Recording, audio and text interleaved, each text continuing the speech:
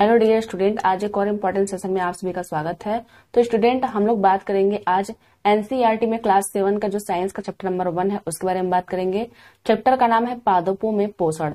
चलिए शुरू करते हैं न्यूट्रिशन इन प्लांट चैप्टर को और देख लेते हैं कि जो पौधे होते हैं उनमें पोषण किस प्रकार से होता है।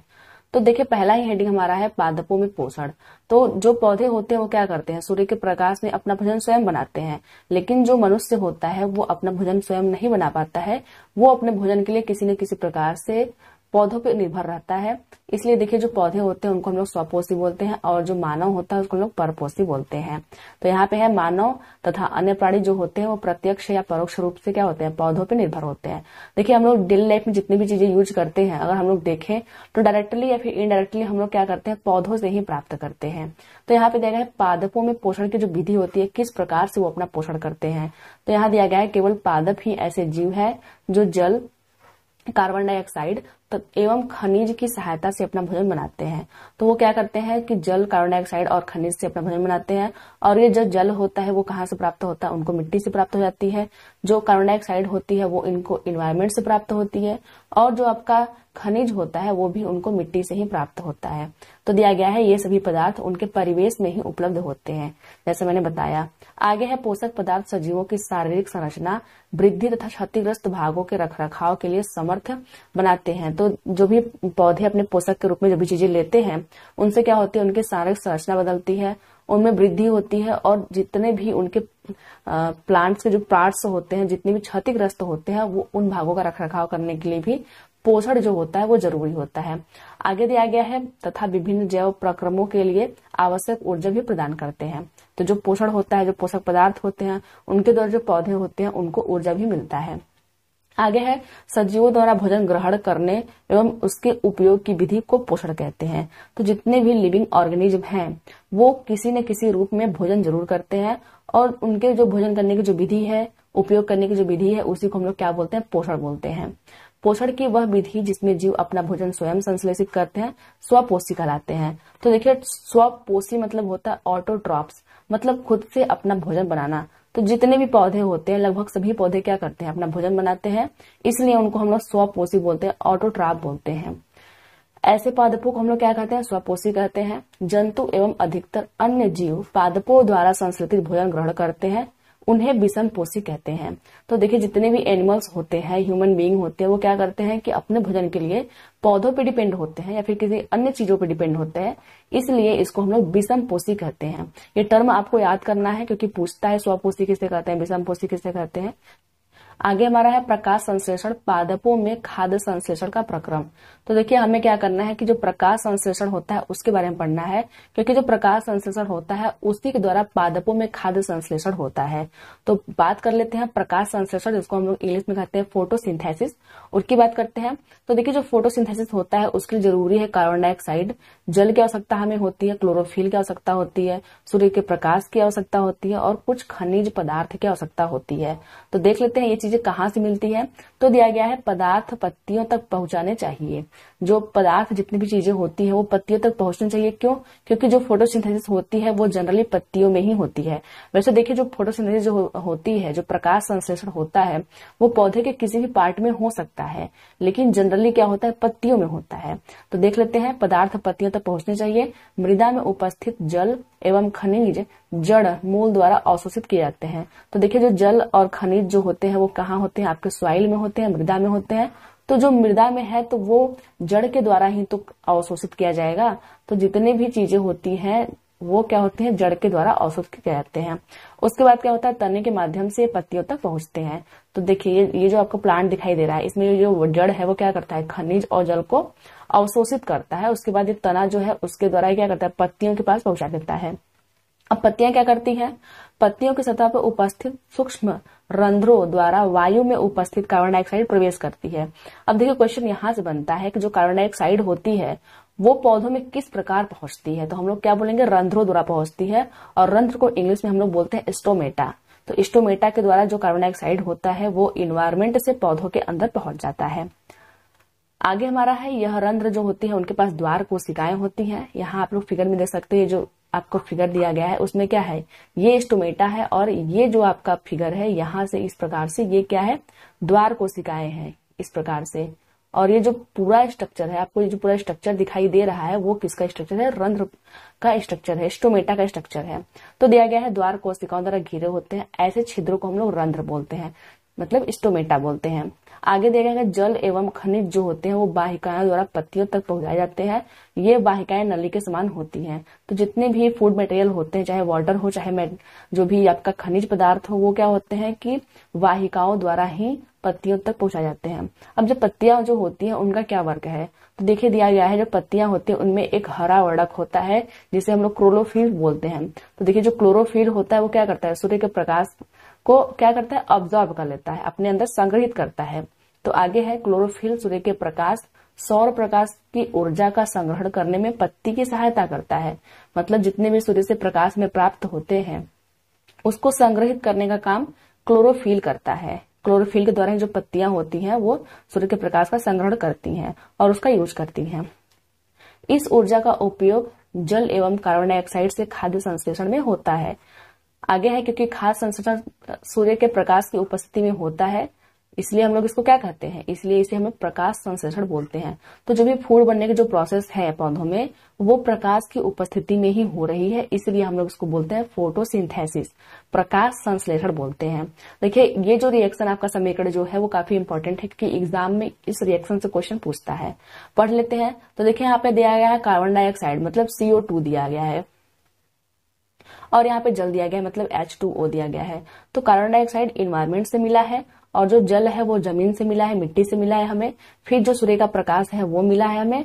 उसके बाद जो क्लोरोफिल जो पत्तियों में प्रेजेंट है वो इन सब के प्रेजेंस में इन सबको मिला करके बनता क्या है? कार्बोहाइड्रेट बनता है और ऑक्सीजन बनता है। तो देखिए जो कार्बोहाइड्रेट होता है वो क्या होता है? मंड के रूप में होता है, इसको हम लोग स्टार्च के रूप में भी बोल सकते हैं। और आपको क्या मिलती है? ऑक्सीजन मिलती है, मतलब O2 मिलती है। अब जो ये ऑक्सीजन होता है वो इन्वायरमेंट में मुक्त हो जाता है। तो जो ऑक्सीजन होता है इसी ऑक्सीजन का हम लोग यूज करते हैं। लेकिन क्वेश्चन ये आता है कि जो ऑक्सीजन है वो आपको कहाँ से प्राप्त हुआ है? क्योंकि देखिए जो आपका कार्बन डाइऑक्साइड का जो फॉर्मूला है उसमें भी आपको O2 दिखाई दे रहा है और जो आपका जल का फॉर्मूला है वहां भी आपको O दिखाई दे रहा है। अगर यहाँ हम लोग 2 कर देते हैं तो फिर यहाँ पे क्या होगा? यहाँ पे O2 में मिल सकता है। तो दोनों में O2 है, तो यहाँ जो O2 है ऑक्सीजन वाली वो कहाँ से आई है? तो हम लोग बोलेंगे कि ये जल से आई है। ये आपसे क्वेश्चन पूछ सकता है कि जो ऑक्सीजन निकली है प्रकाश संश्लेषण क्रिया में वो कहाँ से निकली है? तो हम लोग बोलेंगे वाटर से निकली है। तो आई होप कि समझ में आ गया होगा। आगे देख लेते हैं। इस प्रक्रम में ऑक्सीजन मुक्त होती है। कार्बोहाइड्रेट अंततः पत्तियों में मंड के या फिर स्टार्च के रूप में संचित हो जाता है। तो जितनी भी चीजें होती है जो कार्बोहाइड्रेट होता है वो स्टार्च के रूप में क्या होता है? स्टोर हो जाता है। आगे देख लेते हैं। देखिए अभी हम लोगों ने पढ़ा कि जो पत्तियां होती हैं उनके पास क्लोरोफिल होती है, इसलिए जो क्या करती हैं वो फोटोसिंथेसिस करती हैं। लेकिन कुछ ऐसे भी पत्ते होते हैं जो कि हरे रंग के नहीं होते हैं। अब वो आपका प्रकाश संश्लेषण कैसे करेंगे? तो देखिए जो वो क्या करते हैं कि जो उनमें क्लोरोफिल होता है तो जो रंगीन पत्तियां, सपोज करते हैं अगर ये येलो वाली हम लोग पत्ती ले लें तो आपको हरे कलर की नहीं दिखाई दे रही है, लेकिन इसमें क्लोरोफिल होता है। जो आपका हरा कलर है वो अधिक डोमिनेंट है, अधिक प्रभावी है, इसकी वजह से ये जो पत्ती है आपको पीली कलर की दिखाई दे रही है। क्लोरोफिल जो आपका जो हरा कलर है वो रेसेसिव है, बहुत ही कम प्रभावी है, इसलिए आपको हरा कलर दिखाई नहीं दे रहा है, लेकिन इसमें प्रकाश संश्लेषण होता है। आगे देख लेते हैं। हरी पत्तियों के अतिरिक्त अन्य वर्ण रंग पत्तियों में भी क्लोरोफिल होता है। तो देखिए अन्य रंग भी होते हैं और क्लोरोफिल भी होता है, परंतु इन पत्तियों में उपस्थित लाल, भूरे अथवा अन्य वर्णक क्लोरोफिल के हरे रंग का प्रच्छादन कर लेते हैं। मतलब जो क्लोरोफिल का जो हरा रंग है उसको ये लोग क्या कर रहे हैं? ढक ले रहे हैं। लाल रंग हो गया, भूरा रंग हो गया, फिर कोई और भी रंग हो गया, तो ये क्या कर रहे हैं? क्लोरोफिल का जो हरा कलर है उसको क्या कर रहे हैं? ढक ले रहे हैं। आगे है इन पत्तियों में भी प्रकाश संश्लेषण होता है। तो जितनी भी पत्तियां आपको दिखाई दी गई हैं, विभिन्न रंग की जो पत्तियां हैं, इन सभी पत्तियों में प्रकाश संश्लेषण होता है क्योंकि इनमें क्लोरोफिल होता है। बस बात ये होती है कि इनमें जितने भी कलर होते हैं, जितने भी रंग होते हैं वो अधिक प्रभावी होते हैं, जिसकी वजह से इनका कलर किसी दूसरे कलर का लगता है। आगे हमारा है कि पत्तियों के अतिरिक्त पादपों के दूसरे हरे भागों जैसे हरे तने एवं हरी शाखाओं में भी प्रकाश संश्लेषण होता है। जैसा मैंने पहले ही आपको बताया, जो प्रकाश संश्लेषण होता है वो केवल पत्तियों में नहीं होता है, आपके स्टेटमेंट में ये चीज पूछ सकता है, तो आप लोग इसको ध्यान रखिएगा। जो प्रकाश संश्लेषण होता है वो पौधों के किसी भी पार्ट में जो कि बाहर है, जो कि सूर्य के प्रकाश के प्रेजेंस में है, जिसपे सूर्य की प्रकाश पड़ रही है, उसमें प्रकाश संश्लेषण हो सकता है। देखिए यहाँ पे देखा है मरुस्थलीय जो पौधा होते हैं उसमें क्या होता है, वाष्पोत्सर्जन द्वारा जल का क्षय को कम करने के लिए पत्तियां सल्क अथवा सूल रूपी हो जाती हैं। तो देखिए जितने भी मरुस्थलीय जो पादप होते हैं, जो पौधे होते हैं, उनमें क्या होता है, जो उनकी पत्तियां होती है वो सल्क के रूप में, मतलब एक क्या होती है, मोटी मोमी परत हो जाती है उनके ऊपर, और सूल के रूप में, मतलब कांटों के रूप में।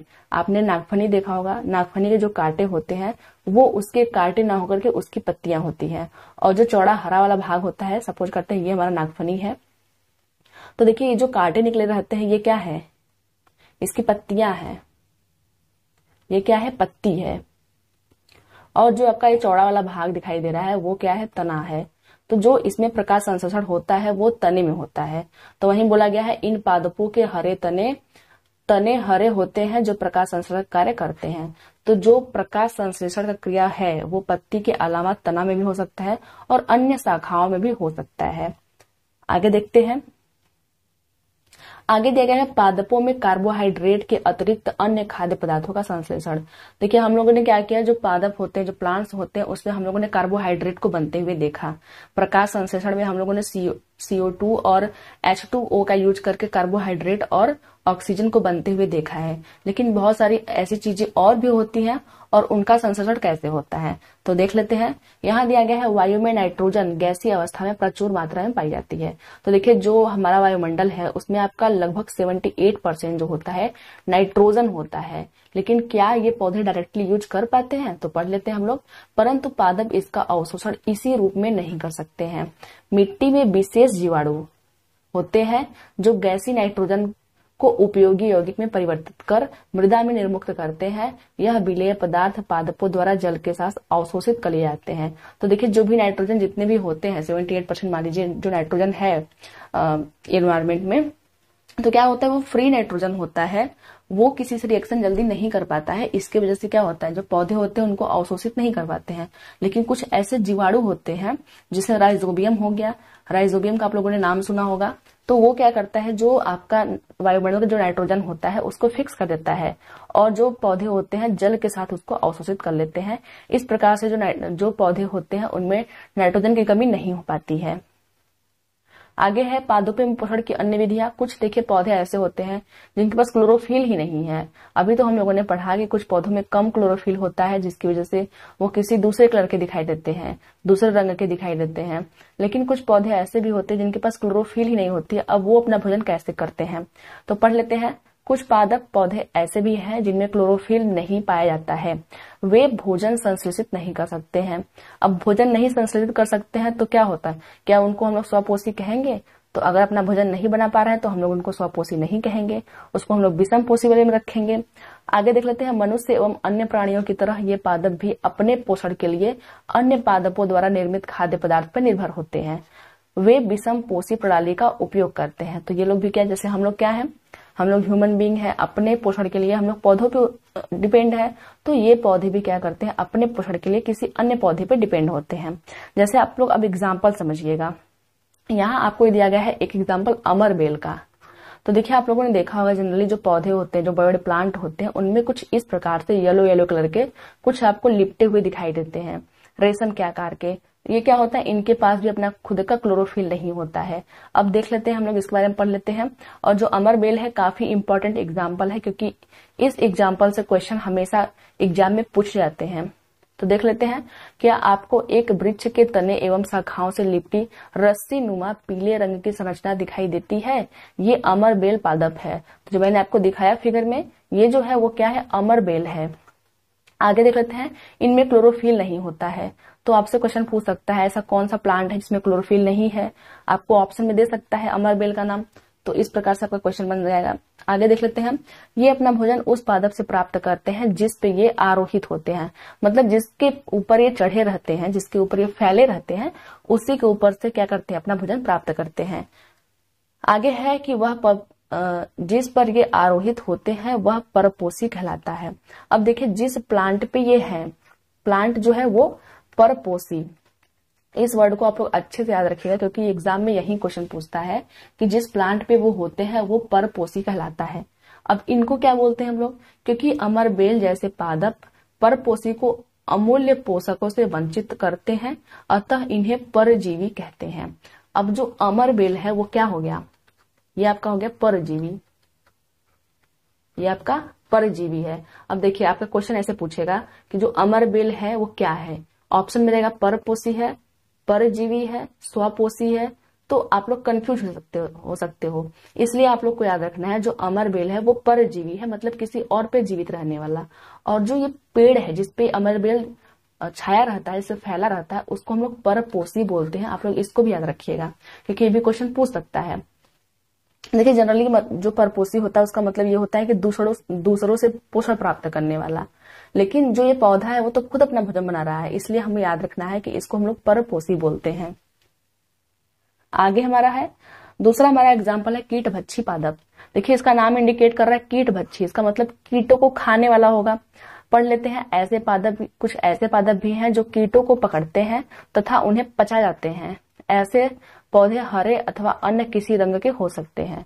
तो आपसे क्वेश्चन पूछ सकता है कि जो कीट भक्षी पादप होते हैं वो हरे रंग के होते हैं, हरे रंग के अलावा भी किसी और रंग के हो सकते हैं। तो हम लोग बोलेंगे कि या तो हरे रंग के होंगे या तो उसके अलावा भी किसी भी रंग के ये हो सकते हैं। देखिए जो कीट भक्षी पादप होते हैं उनमें एक होता है घटपर्णी। घटपर्णी होता है, उसका नाम घटपर्णी क्यों पड़ा हुआ है, क्योंकि जो उसका जो पत्ती होता है वो घड़े के आकार का होता है। तो यहाँ पे दिया गया है उसके बारे में, इसकी घट के समान दिखाई देने वाली संरचना वास्तव में उसकी पत्ती का रूपांतरित भाग है। तो जो उसकी पत्ती होती है वो क्या होती है, घड़े के रूप में रूपांतरित हो जाती है। पत्ती के शीर्ष भाग घड़े का ढक्कन बनाता है। देखिए आप लोग फिगर में देख सकते हो, ये जो फिगर आपका है वो क्या है, घड़े के समान है। अब जो ये इसकी पत्ती है ऊपर की वो क्या कर रहा है, ढक्कन का जैसा आकृति बनाता है। घड़े के अंदर अनेक रोम होते हैं। ये जो घड़ा होता है इसके अंदर अनेक रोम होते हैं, छोटे छोटे रोम होते हैं जो नीचे की ओर ढलके रहते हैं, अर्थात अधोमुखी होते हैं। तो ये क्या होते हैं, नीचे की ओर होते हैं। ऐसे ऐसे जो रोम होते हैं वो कुछ इस प्रकार से होते हैं नीचे की ओर, ताकि जो भी चीजें यहाँ पे बैठे, इसके मुख पे अगर कोई भी चीज बैठे तो वो आसानी से सरक के नीचे जा सके, इस प्रकार से। तो क्या होते हैं, अधोमुखी होते हैं। आगे देखते हैं, जब कोई कीट घड़े में प्रवेश करता है तो यह उसके रोमों के बीच फंस जाता है। अब देखिए सबसे मेन जो रोल है वो उन रोमों का ही है। वो रोमों के बीच क्या होता है, फंस जाता है। घड़े में उपस्थित पाचक रस द्वारा कीटों का पाचन हो जाता है। कीटों का भक्षण करने वाले ऐसे पादप कीट भक्षी पादप कहलाते हैं। तो देखिए एक क्वेश्चन ये आता है कि जो कीट भक्षी पादप होते हैं क्या वो फोटोसिंथेसिस करते हैं, क्या वो प्रकाश संश्लेषण करते हैं कि नहीं, क्योंकि ये तो अपना जो भोजन है वो कीटों से ही प्राप्त कर ले रहे हैं। तो देखिए जो कीट भक्षी पादप होते हैं वो प्रकाश संश्लेषण करते हैं। इनका नाम भले ही कीट भक्षी है लेकिन ये क्या करते हैं, प्रकाश संश्लेषण करते हैं। और ये क्वेश्चन एक बार पूछा जा चुका है कि जो कीट भक्षी पादप होते हैं वो प्रकाश संश्लेषण करते हैं कि नहीं करते हैं। तो आप लोग इसको ध्यान रखिएगा कि ये क्या करते हैं, प्रकाश संश्लेषण करते हैं।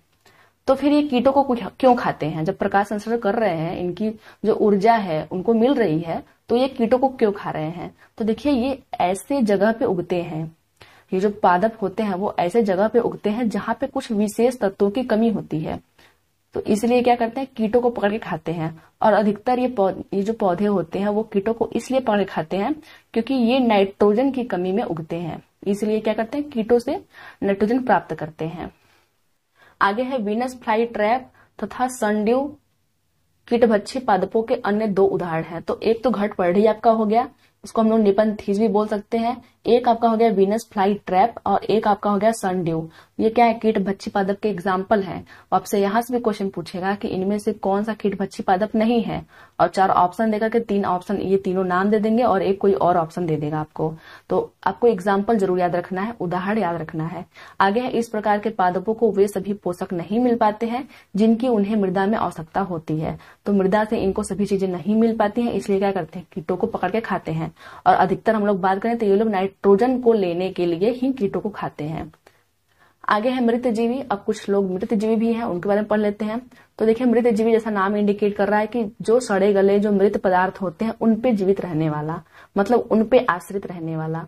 तो यहाँ इस प्रकार की पोषण प्रणाली को जिसमें जीव किसी मृत एवं विघटित जैविक पदार्थों से पोषक तत्व प्राप्त करते हैं, मृत जीवी पोषण कहलाता है। मतलब इसमें किसी मृत या फिर डेड मटेरियल से हम लोग जो है ये लोग क्या कर रहे हैं, पोषक प्राप्त कर रहे हैं, इसलिए हम लोग उसको परपोषी बोलते हैं।